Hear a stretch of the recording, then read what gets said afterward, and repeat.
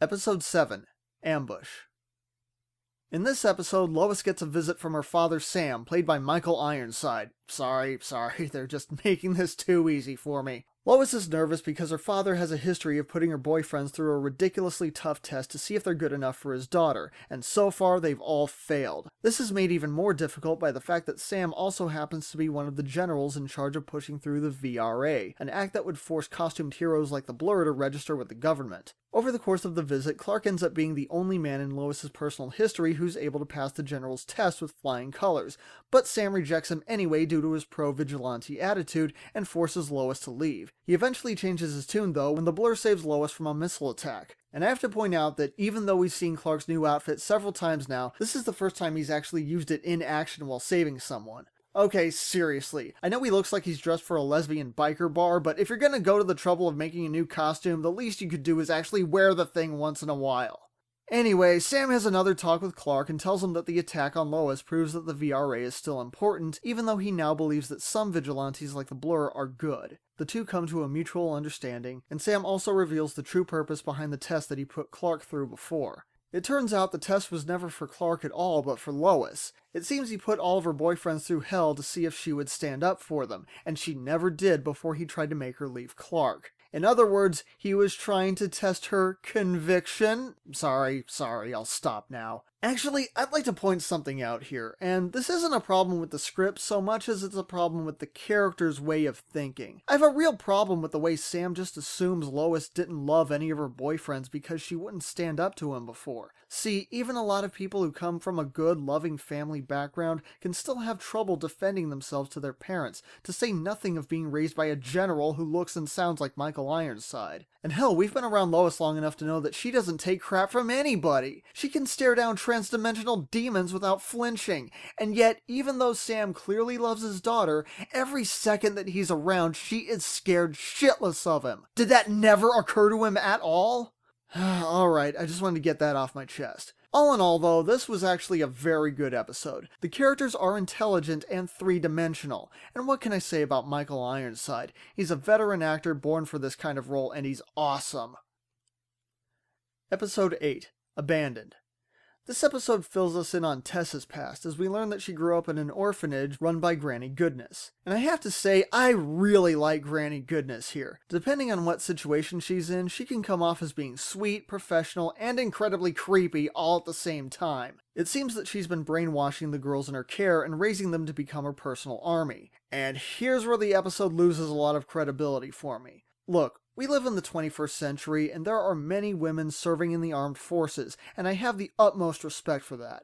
But on shows like this, it really takes me out of the moment when your army of warriors all look like freaking Victoria's Secret models. They even have their hair and makeup all done to Barbie doll perfection. I'm sorry, but no, fucking no. You want to know how to do this properly? See Superman 2. Here we have the perfect example of a female character who is a strong warrior, but she was also feminine without looking like a slut. Now don't get me wrong, I'm sure that all the Megan Fox lookalikes on Smallville are incredibly athletic and could probably kick my ass without too much trouble, but the main difference that makes Ursa here truly menacing is her attitude. She actually has a personality, and she carries herself in such ways to let you know that she will eliminate everyone on the fucking planet in the most brutal way possible, and she'll do it just for the fun of it. Anyway, in the end we find out that Tess was originally brought to the orphanage by Lionel Luthor, and she's actually Lex Luthor's sister. I guess that would also explain why they'd used the Lex clones to fix her face before, since they'd naturally be a closer genetic match.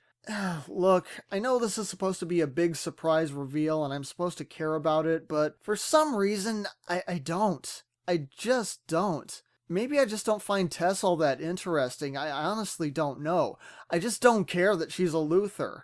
We also see Granny Goodness meeting up with two other people. Desaad and the Grinch from earlier in the season whose name I can never bother to remember for some reason. Thankfully, it turns out that the Grinch isn't actually Darkseid in human form, but rather an agent of Darkseid like the other two. Sweet mercy, thank you! I was so afraid this would resort to yet another Doomsday cop-out like in Season 8. So yes, I have to admit, my take on this character from before was wrong, and at this point the show seems to know what it's doing a little better than I gave it credit for. Nice going. Other highlights from the episode include Lois watching a video of her mom, played by Lois. Well, it's always nice to see her doing something that's not Desperate Housewives these days. And Clark finding a holographic message from his parents in the Fortress of Solitude.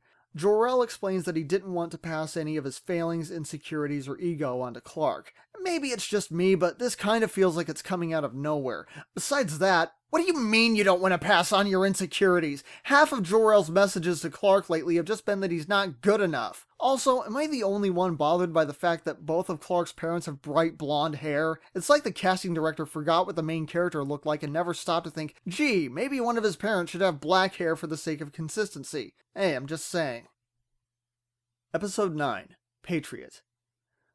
This episode introduces a couple of new characters. First, Aquaman returns with a new wife, whose job is apparently to awkwardly spout philosophical-sounding bullshit while being naked for no reason. Again, we come back to one of the core problems that Smallville has always had, and that it will introduce a character as a female soldier, even a queen, but they'll cast a runway model with no personality. The other character we get to spend time with is Slade Wilson, who has apparently been reimagined as a super patriotic general with a bit of a dark side. Pun intended. Now, I'll admit, the DC universe is huge, and there are a lot of characters I just don't know about. But I do know about Slade. For you fans of Smallville who haven't read the comics or seen the Teen Titans cartoon, look this character up. You will be shocked at just how different he is. Here, he's being played by, the dude from Battlestar Galactica, and while I do like the actor, I can't help but wonder if there was any way they could get Ron Perlman. Ron Perlman already played the character before on Teen Titans, and he actually looks more like Slade in real life. I'm not really complaining about the performance here, I'm just saying it would have been a nice touch. Anyway, back to the episode. Slade is pushing much harder to pass the VRA, to the point that he already has secret bases set up to imprison the heroes. He starts torturing Green Arrow, captures Aquaman, and eventually gets Clark too. Of course, the heroes escape, and Slade sets the facility to self-destruct. His hope is to take out the Blur, who he sees as the greatest potential security risk in the history of the nation, even willing to sacrifice himself in the process. Clark is weakened by kryptonite down to the last second, and we see the base explode. But Clark manages to escape unharmed, somehow, and Slade is rescued as well, only losing an eye in the explosion. That really makes no sense, except that they wanted him to look more like his comic book counterpart. Also, what's the deal with the 2-inch thick steel plate bolted to his face? Even in the comic book, he only had a simple eye patch. This thing just looks ridiculous. Episode 10, Luthor.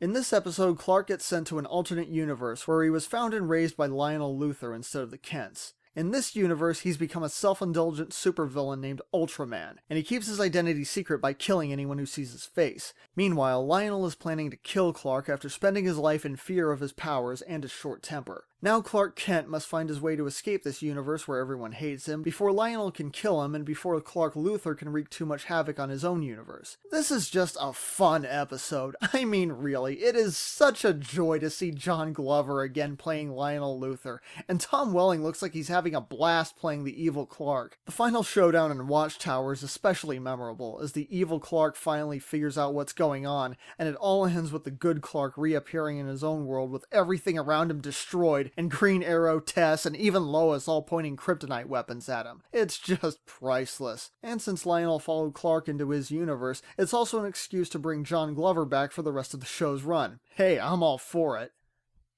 Episode 11, Icarus. Okay, I know this is going to sound bad, but I don't remember all that much from this episode. I remember Clark proposing to Lois, I remember Slade setting Hawkman on fire, throwing Lois out of a window, and Hawkman dying while saving her. And I remember Clark having some kind of showdown with Slade, again wearing his regular street clothes. You have a costume now, damn it! Wear the fucking thing! Oh, but he'll wear it for one scene while they bury Hawkman, and they all get knocked out. The end. At least Hawkman's wings don't look as shitty as they did the first time we saw them.